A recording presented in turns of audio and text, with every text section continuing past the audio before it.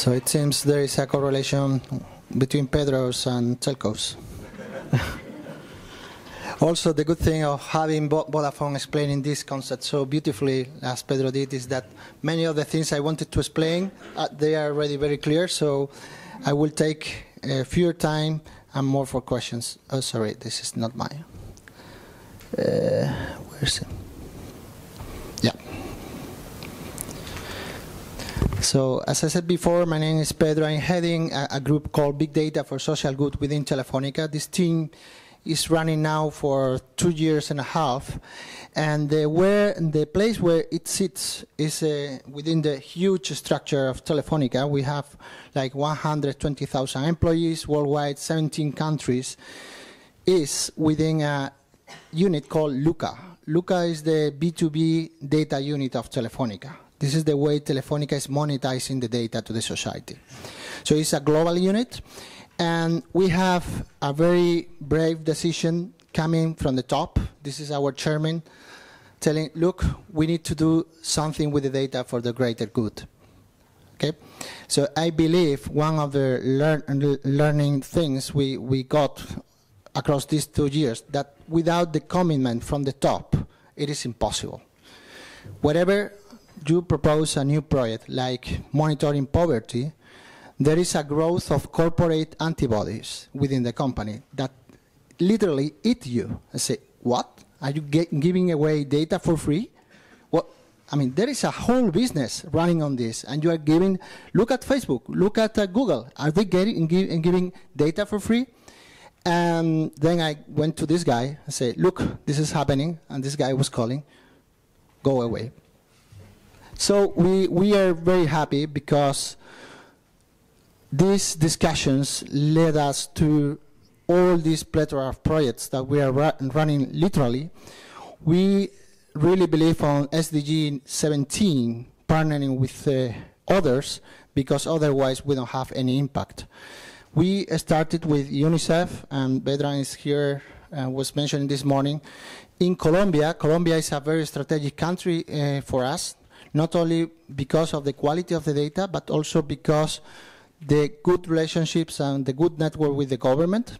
But we started to work on monitoring air pollution, epidemics, climate change with the FAO, and poverty and development metrics. Today I will focus on the work we are doing with FAO around internal displacement people due to climate change. Because we heard a lot about internal displacement due to conflicts, and there is a lot of data around this, but what about people who are migrating, who are leaving their homes because their crops are not sustainable anymore? So, this is a nice table I got from Nuper, and you know that mobile phone metadata has been used for a number of case studies, like, well, I think epidemics is not in the table, but you have the SDGs and the different indicators, and migrations, of course, it is one of the case studies. And when everybody here was speaking about mobile phone data, everybody is looking to call detail records. This is the typical data set that is being shared by the telco industry.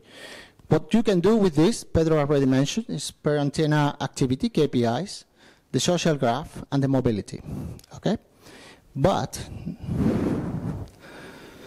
this is what we do when we move and we call. Breadcrumbs, we leave our breadcrumbs. But if you're thinking yourself, the number of calls you make a day and the number of calls you are doing while moving, they're not too much. Actually, this plot from Ericsson shows the growth of data in the telco industry versus the traffic of calls. So there is the huge part of the picture is not in the data we are sharing. So CDRs are good, but there is something better. Actually, much better, called XDRs. XDRs are the CDRs containing the data sessions. There are no two people, there are no antenna A and B, there is just one, but it reflects the number of data that each cell phone is downloading or uploading. Okay, it's also reflecting the SMS and the text messages. So at the end, what we get is more information about how people move, and this is critical.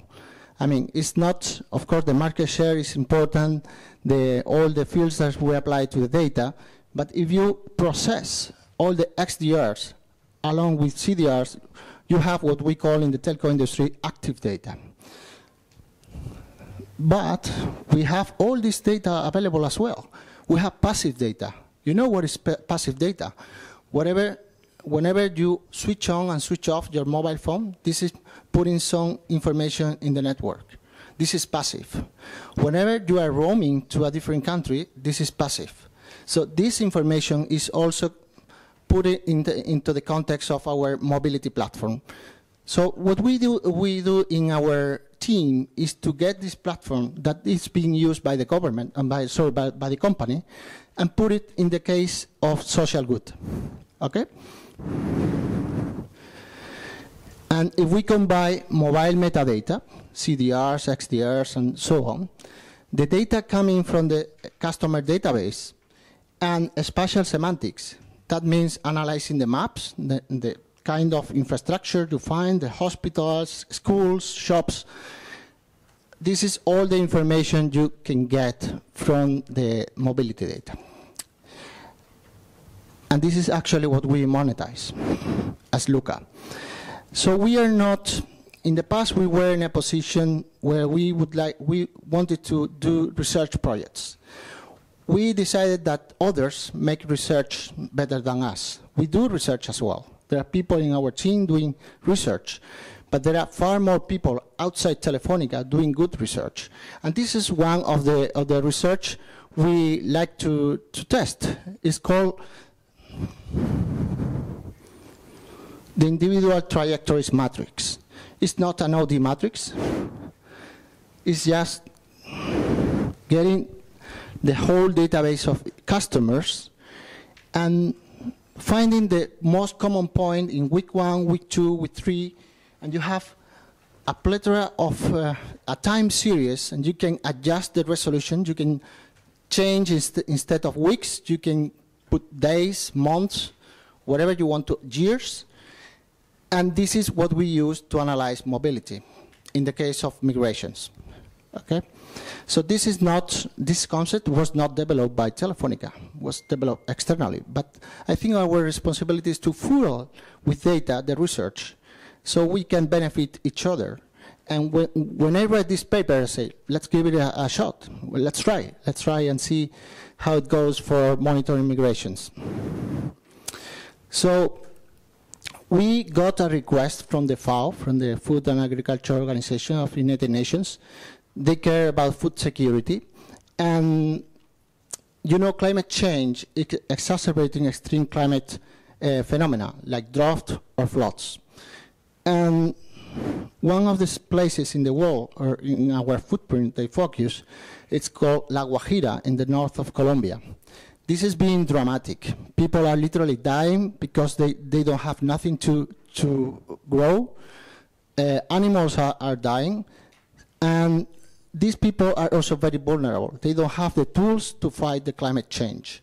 So the north tip of the country is called La Guajira. There is nearly 1 million people living there. So when we went to the numbers, we found little evidence on how many people were leaving this region of the country and moving to other cities.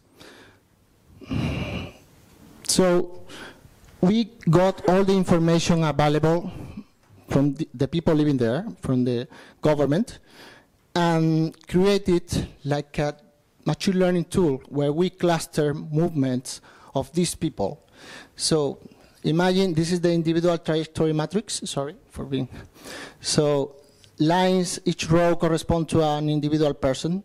Each column is a time period. So red means that the person stays in La Guajira, and blue means that this person leaves La Guajira. So if it is red and then blue, means that you leave for good. You never come back. Okay? And with this, what we created is a tool.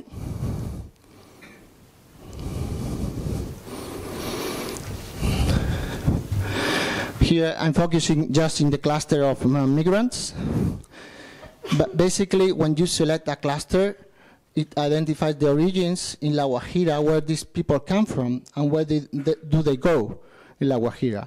And from there, you can generate these nice 3D plots and blah, blah, blah. But at the end, this is giving you very practical and quantitative information on the people that are moving from one place to the other. So this is the typical plot that we see in many presentations. So we are facing some challenges. We are applying the new regulation, European regulation, personal data privacy, GDPR, and the decision for the company was to apply this regulation to all the countries, no matter we are within Europe or outside. The result is that we cannot profile individual users anymore.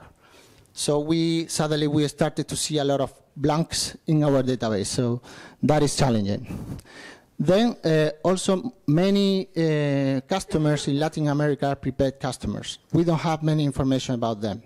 So we know that they put some money in their data plans, but we don't know who they actually are.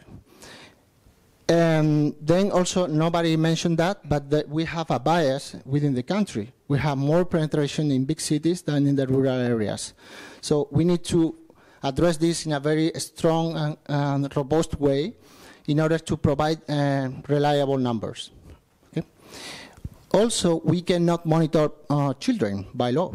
So we filter out any person. If we have the age information, the age data, we need to filter out this information, which limits a lot of the cases we could address.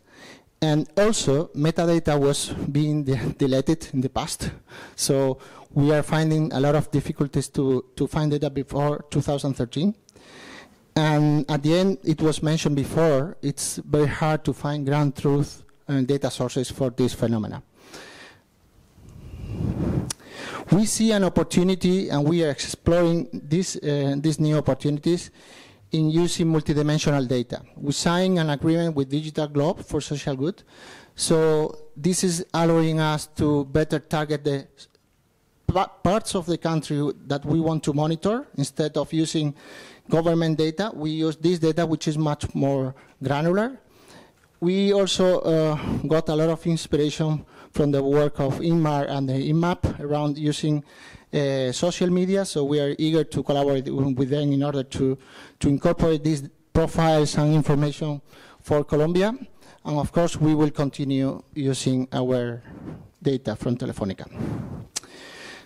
Basically, what we offer when we collaborate is we share data, aggregated mobility data. We are a team of data scientists and engineers, myself, so I try to be involved in the project at the technical level, and some other people in my team.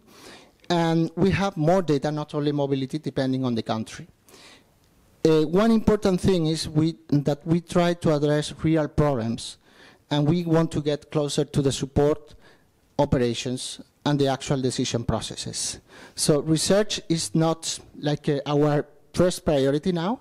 We want to fuel research with data, but in this kind of project with FAO and UNICEF, we think that our role is a different one. My goal, personally, is to create a system that works 24/7. So I want this actually working for the demand-side agencies. And we are also always looking for new data sources to integrate and to include ground truth data in order to build good correlations and good robust data. And usually our collaboration framework is a bilateral agreement with data sharing. This is the typical agreement we have with UNICEF and FAO and others. This is all. Thank you.